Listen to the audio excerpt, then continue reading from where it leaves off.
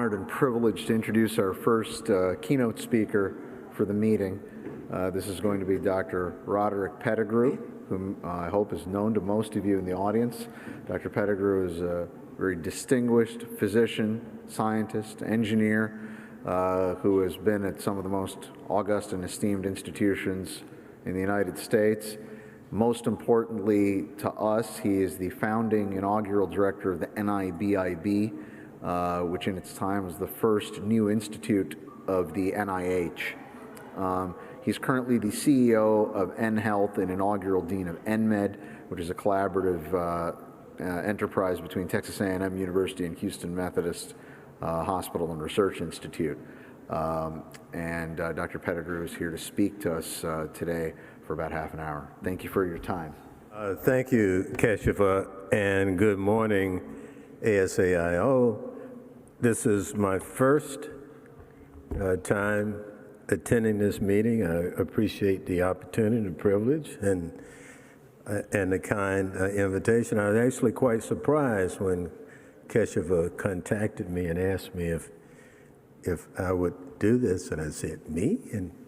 But when I looked at the list of topics being presented today, I recognized the simpatico that we have, and the extent to which the work that you're doing in this society very much aligns with what I am about and what the institutions that I have been privileged to lead are about. I have to tell you and confess that I actually work with Keshav's father. I have the privilege of working with him.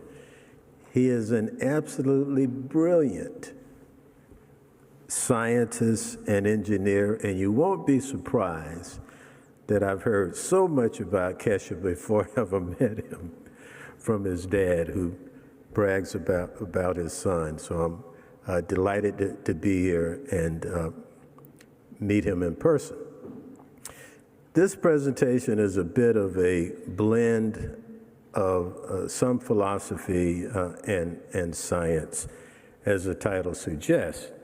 All of us who work in the healthcare field have as a goal achieving for the patients that we serve and for humanity that we hope to positively impact this goal of achieving health for everybody, everywhere, and having that good health for the entirety of our lives, summarized in these two words, health and longevity.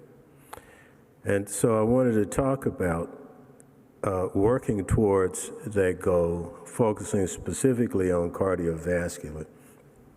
Some comments then more specifically about microstructure of the heart, flow, and mechanosensing. And in some ways, this talk was set up by the previous comments by President Bondi, who observed that while we know a lot about the fundamental role that the heart plays as a pump, we really don't fully understand exactly how it works. And I think we're beginning to investigate that, and we need to know that in order to be able to repair and replace and function the way that it does, or have devices function the way that it does. I start with one of my favorite quotes here from the scientist who actually was an engineer that started the Jet Propulsion Lab at Caltech, received the first National Medal of Science over 60 years ago. This statement that's often quoted, scientists study the world as it is. Engineers create the world that never has been. And I would submit that while that is certainly true, I think all of us now in this age of convergence, we're really trying to do both. We want to study things as they are, particularly in nature, to best understand them, and use our innovation, our ingenuity, our engineering skill set to create solutions and approaches that have not previously existed. In the cardiovascular system, as President Bondi talked about, the heart is a marvel. It doesn't just pump blood, it sort of spins it out. And it has this spiraling nature to it that has a hemodynamic feature set that is quite consequential. So it both provides blood, it generates these flow streams that also have effects in gene expression and tissue functionality and behavior. So it just isn't just a pump. And the pumping nature itself is not linear. We know that. It has this sort of regular rhythm, but the way that it does it is not just a linear, simple pump. We're beginning to understand some features of this at the tissue microstructure level, both with pathology evaluations and also with in vivo imaging now with sophisticated techniques, cardiac MR, which also was shown by President Bond. And we have some features now, which some techniques now that include cardiac tagging that allows you to image strain within the myocardium, and this technique called DENSE, which stands for displacement encoding with stimulated echoes. That's what DENSE stands for. That allows us to use the velocimetry features of MR. It's actually quite good at quantifying motion and flow. I'll talk about that a bit more. And together, being able to elucidate cardiac displacement and deformation over 3 dimensions. And indeed, the heart is a marvel. It has motion over these dimensions, and some features that are puzzling. Circumferentially, the fibers shorten. Lengthwise, they shrink about 15%, but the thickness of the wall itself increases 50 to 60%. Yet, individual myocardial fibers radially into each fiber only increases about 8%. So how does that happen? How do we get this huge increase in the systolic wall thickness over the cardiac cycle with only a much, much smaller degree of fiber shortening and fiber diameter increase? Emerging now is the application of a technology that's been used in the brain with great success in delineating microstructure. This technique called diffusion tensor imaging is able to monitor the diffusion of water along fiber tracts and calculate the trajectory at which the water molecule moves over 3 dimensions, allows us to then calculate the direction of those fibers because the water molecule is diffusing along the fibers. This has been thoroughly demonstrated in the brain and is now being applied in the heart.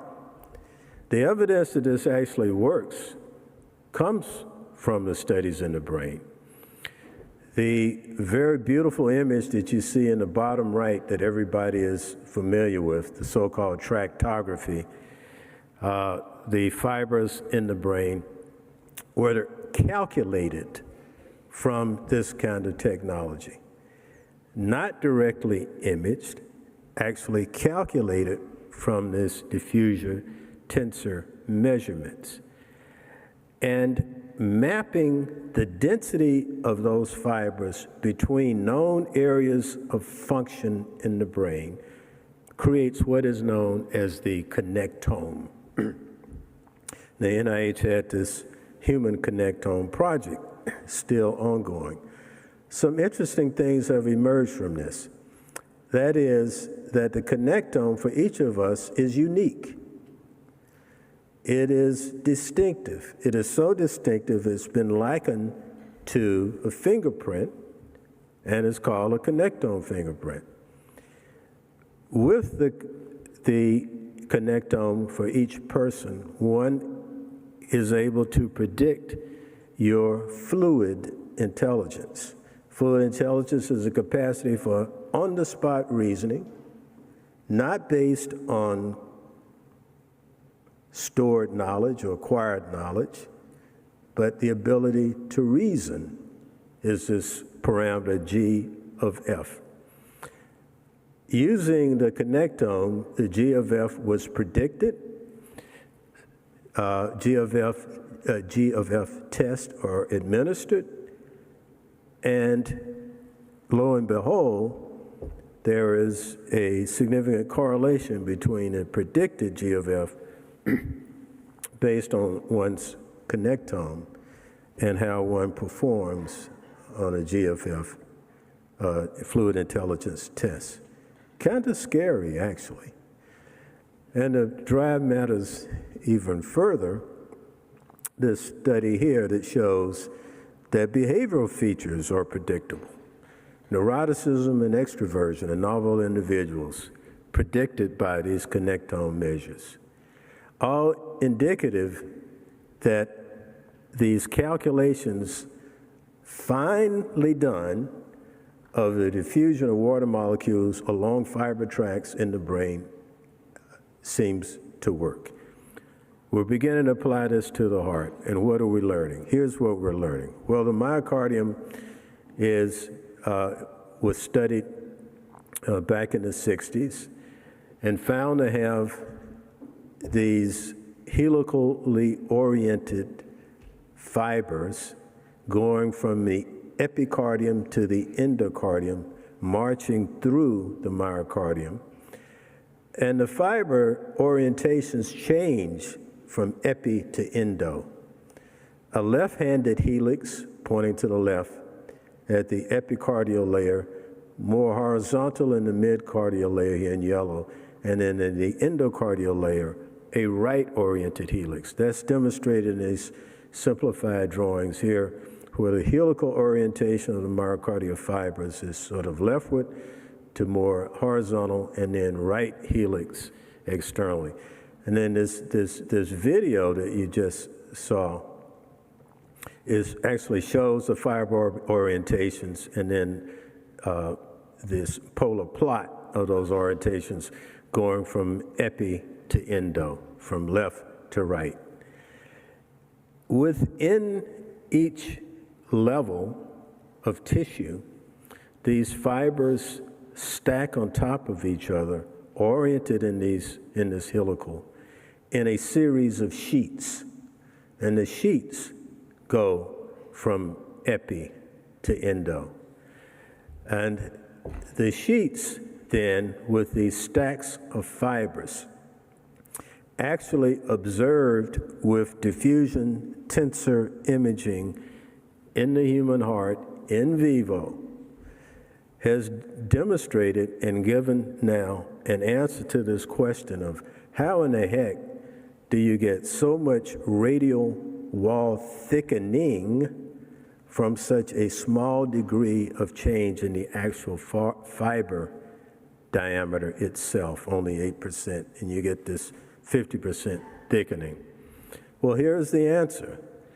These fibers, arranged in sheetlets from endo in blue to epi in red, are stacked in sheets, and the sheets tilt with this angle over the cardiac cycle, sort of like blinds, slats in a Venetian blind, the way they tilt down when you open it. And it's this sheet angle during systole that contributes and gives rise to this large degree of myocardial thickening. Here's a normal, here's an individual with hypertrophic cardiomyopathy. The systolic thickness angle is normal, but it fails to relax back to the normal diastolic small angle. And then conversely, with dilated cardiomyopathy, the starting diastolic angle is normal, but it fails to tilt all the way over and reach the full systolic angle. This demonstrates some interesting features of a heart function in a normal state and a disease state.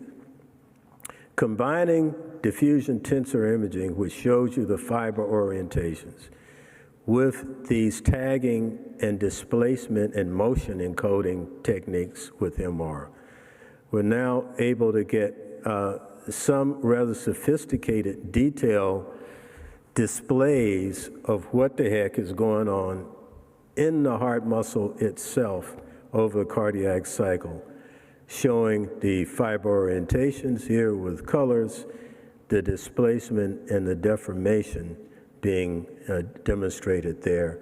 And here is a single slice where you can see each of those three features. The change in color from gold to blue indicates the degree to which individual fibers shorten while they're being displaced with this sort of basal descent of this particular section of the myocardium, and the deformation that occurs as it sort of twists. That sort of information then can be utilized as we began to implant engineered cells or even devices to try and simulate and replicate the function. We are at this era now where cell therapies, stem cells are being developed to try and regenerate infarcted myocardium. The study that is underway now at Stanford, for example, and other places, are giving patients various numbers of cells, 50 million, 150 in some, studying 150 million and others in 300 million, without really knowing what is the level of dose that will be impactful and exactly what happens. So what happens when you inject these myocardial myocyte stem cells? Do they die? Do they engraft? Do they line up with the other fibers? And how do they function? I don't have the answer to those questions, but what I'm demonstrating is that we have advances in the technology that we can use to begin to answer some of those questions that are just with these approaches and the technology just emerging. So now, some comments about biomechanical sensing and mechanosensing. This obviously is a big part of how we function and live and do well. And indeed, the Nobel Prize just 2 years ago in medicine biology was given for the elucidation of how we actually convert touch into the perception of touch, an electrical signal, identifying the membrane proteins and the channels that are involved in that was the subject matter in the study for which the Nobel Prize was given. And over the last few decades, we know that shear stress is a very potent stimulator for gene expression within the myocardium. This work over the last couple of decades from my colleagues at Emory show what happens when you have low shear stress. With the endothelial cells sort of randomly aligned versus more normal shear stress where they are better organized. And when there's regions of low shear, these atherosclerosis develops, the inner curvature and oscillatory shear. These are things that we know. Then conversely, with high shear does the things that you'd like to have. eNOS is stimulated and it decreases apoptosis and MMP activity. So this has been known at a gross level, but we're beginning to look and ask questions within the cell itself, intracellular. What happens with the communication of shear stress, and is this potent stimulus, this critical stimulus for genetic expression? How does that change with some of the cell and cellular therapies that we're delivering now? So this comes from my own lab. We just published this this past fall.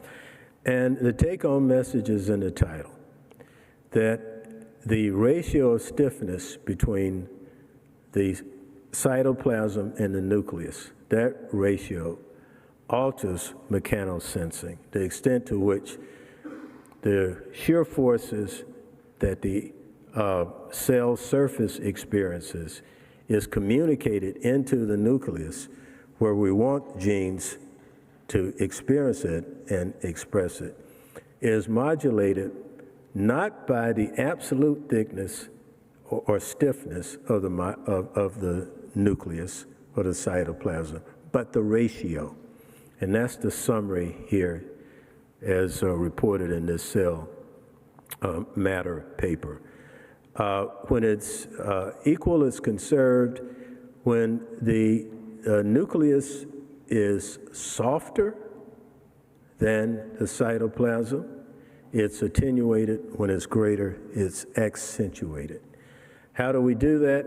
We used 4 groups of endothelial cells from the human umbilical vein endothelial cells, normal, those that have been aged through serial replication, iPS cells, and then using progeria cells as a model of aged, rapidly abnormally aged cells, which are characterized by the nucleus that has this shrunken raisin appearance. With that, using super resolution microscopy to image the cells over 3 dimensions, correlating that with atomic force microscopy measurements to look at the stress and deformation features, putting those into a finite element model and analyzing those to look at the extent to which this critical parameter of stress is transmitted into the nucleus, and observing, here's a take-home message, this close correlation between transmitted stress and the nucleus cytoplasm ratio. That goes up as the ratio goes up. Now, armed with all of that information, what do we want to do with it? We want to heal and cure, but we also want to prevent. And how do we maintain health and well-being? With the advent of the technologies that we have, the technologies that you're developing, the opportunity to develop these smart versions of these technologies that communicate with us and tell us about functional parameters. Wearable devices like this watch and this ring that I'm wearing, but also implantable ones with the information coming from them to create what is now referred to as a digital twin. And a digital twin informing us of actionable information on a continuous basis. When I was at NIBIB, I started a program called a Quantum Grants. It was intended to support very far-reaching quantum leap type research. One of the studies that we funded is very much at home with this society. It was to eliminate the need for anticoagulation with cardiovascular devices based on modeling that would change the configuration, the shape, and the form of these devices so as to not traumatize the platelets and stimulate thrombosis with computational modeling. The work of Danny Bluestein, you're probably very familiar with, and your past president, Marvin Slepian. Without belaboring the point here, this was started about 14 years ago, is still progressing now. And while that particular goal has not been reached, I am gratified that it has borne substantial fruit with this ability to predict thrombogenicity and to modulate the configuration of devices so as to minimize the thrombogenic footprint shown here, this probability distribution function of accumulated stress, and knowing that this is a region where one stimulates thrombi. And if we can have this kind of shape so that the stress levels are 10 to the -1 and not add 1, that the thrombogenic profile is reduced. And going, well, this is actually a movie, but it's not playing now. But going beyond that, being able to extract this kind of information after they are implanted by taking three-dimensional images, and from those doing predictions as to the thrombogenicity of a given implant in a given patient with a given configuration. My slides have, okay, all right, now they're back. And this is shown here. So with these polymeric aortic valves being produced both for general patients with aortic stenosis as a different valve to be used in the now quite popular approach of TAVR, and also in patients with bicuspid aortic valves, showing that the design can substantially, based on the design, substantially change the thrombogenic profile. This is from Danny Bluestein here.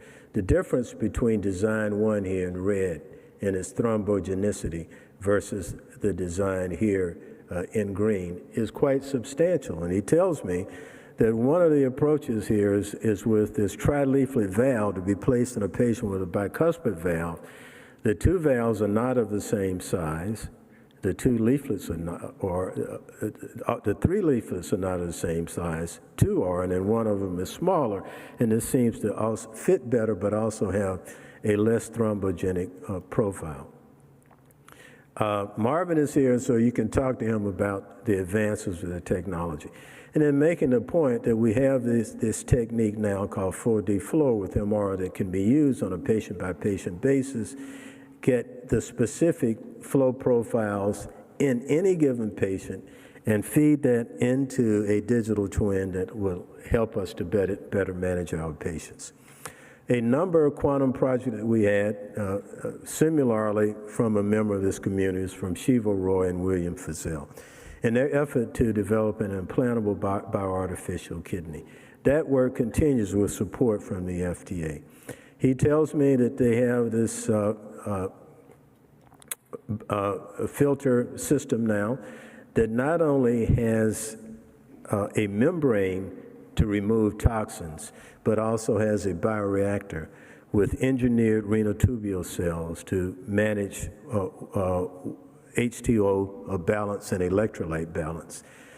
now deployed in pigs. This pig is making urine, and their expected timeline is to evaluate these in humans in about 3 years.